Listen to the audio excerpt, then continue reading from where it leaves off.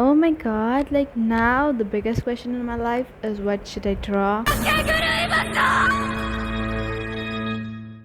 Okay, so she is one of my favorite character from anime, so I decided to draw her. I hope you like it.